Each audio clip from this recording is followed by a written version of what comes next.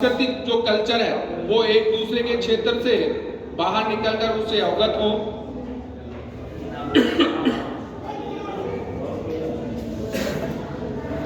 एक दूसरे से परिचय हो, ये सब संगठन के माध्यम से संभव है।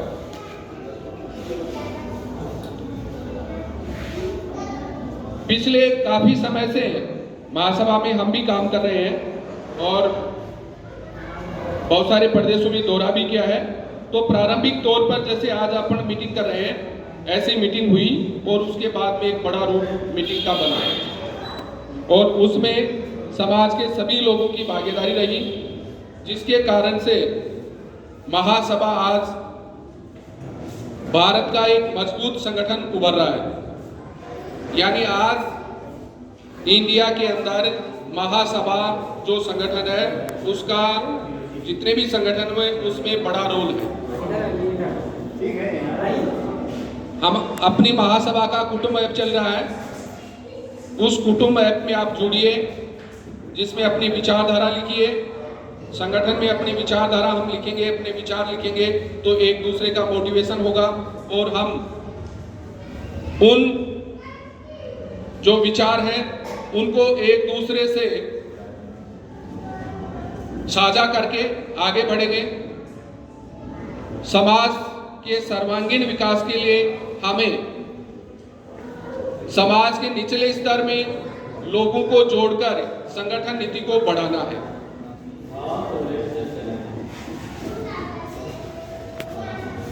आज गंगा सागर जी के पास आप लोग इतने लोग हैं, तो ये पूरे लोग अगर कर्मठता से काम करवाते हैं तो मैं निश्चित कह सकता हूं कि हरियाणा के अंदर महासभा का संगठन एक मजबूत संगठन के रूप में उभरेगा, क्योंकि संगठनात्मक संरचना अभी का अभाव है यहाँ हरियाणा में, क्योंकि इसका भी एक प्रारूप होता है या इसको भी बनाने के लिए गहन अध्ययन की आवश्यकता है कि किस प्रकार से संगठन यहाँ बने, किस प्रकार के लोग उसके अंदर काम करें। तो ये जब बार बार हम मीटिंग के अंदर जाते हैं और मीटिंग के अंदर बैठते हैं तो उस संगठन की गतिविधियां हमें पता चलती है। जैसे हमारा संगठन का रूप कैसा हो, किस प्रकार के उसमें पद बने, ये सब बात हम सब बैठकर तय करते हैं, तो उसके अनुसार हमारे समाज के अंदर संगठन की संरचना बनेगी। जैसे कांग्रेस, बीजेपी, ये पार्टियां जो हैं वो एक संगठन है, उनमें सक्रिय सदस्य बनाए जाते हैं और सक्रिय सदस्य बनकर उस संगठन को मजबूती प्रदान करते हैं। अब पार्टी, दल और अन्य जैसे बहुत सारे नामों से हमें भ्रमित कर दिया गया, लेकिन है वो क्या? संगठन। कांग्रेस हो, बीजेपी हो, जनता दल हो, ये सब संगठनों के नाम है। हम लोग इनकी विचारधारा से प्रभावित होकर उनकी विचारधारा में हम चले जाते हैं और हमारा जो समाज का संगठन है उसको भूल जाते हैं और उसको कमजोर कर देते हैं, जबकि हमें राजनीति और सामाजिकता में स्थायी रहने के लिए संगठन की बड़ी महत्ता है और हमारा संगठन समाज को बांधे रखने के लिए महत्वपूर्ण है। तो अखिल भारतीय कुशवाहा महासभा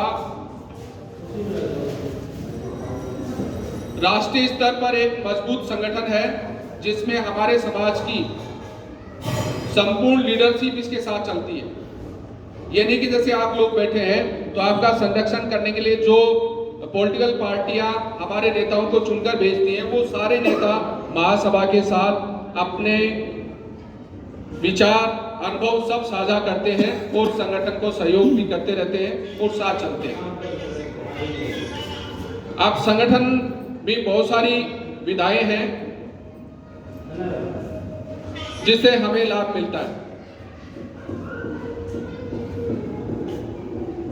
हमारा संगठन मजबूत होते ही जो समाज को हम देना चाहते हैं वो दे पाएंगे।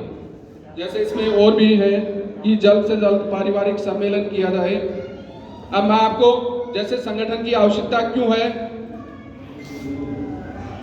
आज हम इतने लोग बैठे हैं, हमें जीवन यापन करने के लिए, वस्तु का विनिमय करने के लिए मुद्रा की आवश्यकता होती है।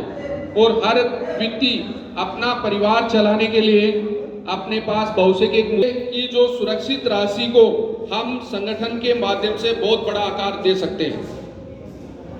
और जो राशि हम हमारी जो पहले जो नीति थी परिवार नीति और साझा नीति, वो यही कहती है कि परिवार अगर समूह में रहेगा तो हमारी आवश्यकताओं की पूर्ति के लिए जो भविष्य की राशि है उसको साझा रूप में काम में लेकर उस राशि से व्यापार भी कर सकते हैं, समाज के संगठन को भी बढ़ा सकते हैं और हम खुश भी रह सकते हैं। आज हम अलग अलग नीति रखने के कारण से हमारी जो सामूहिक नीति थी उससे हम पीछे चले गए, जिसके कारण से हमारे हाथ से सत्ता चली गई। और सत्ता चले जाने के कारण से सबसे बड़ा कारण होता है असुरक्षा। सत्ता का सबसे बड़ा लाभ सुरक्षा पहले स्थान पर होता है कि आदमी जब सत्ता में होता है तो वो सुरक्षित होता है, अगर सत्ता में नहीं होगा तो वो असुरक्षित रहेगा।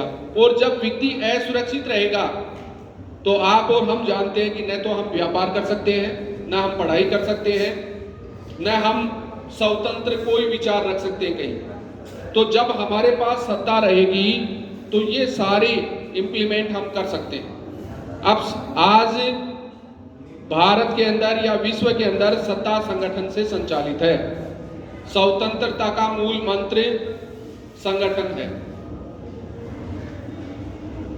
संगठन के अंदर सक्रिय कार्यकर्ता महत्वपूर्ण भूमिका निभाते हैं। जैसे मैं आपको बता रहा था इसमें बीच में कि जैसे सामूहिकता के अंदर हम पैसे रखते हैं तो हम जैसे 20 या 30 व्यक्ति अगर सामूहिक जो भविष्य निधि की राशि हम कलेक्ट करके एक जगह बैंक में या अपनी सोसाइटी में रखते हैं तो उसमें जैसे हमारे पास मान लीजिए एक उदाहरण है कि 20,000 रुपये हम भविष्य के लिए रख रहे हैं, तो वो 20,000 रुपये एक परिवार के पास है। अगर 20 परिवारों के पास वो 20,000 रुपये एक जगह कलेक्ट करते हैं तो 4 लाख रुपए होता है। उस 4 लाख रुपए को हम 5 या 10 व्यक्तियों के पास रखते हैं भविष्य के लिए, तो एक तो राशि हमारे पास ज्यादा हो जाती है और उसके अंदर जैसे 20,000 रहते हैं तो 1 लाख रुपए अपन ने रख लिया, 3 लाख रुपए हम व्यापार में लगा सकते हैं। ये साझा अपने व्यापार नीति और सामूहिकता का सबसे बड़ा लाभ है। और आज हम एकाकी परिवार होने के कारण से न तो अच्छा खर्च कर पा रहे हैं, न अच्छा पहन पा रहे हैं और न अच्छा रह पा रहे हैं। तो इसका कारण कि हम साझा जो परिवार नीति थी उसको छोड़कर एकाकी नीति में हमें ला दिया गया है।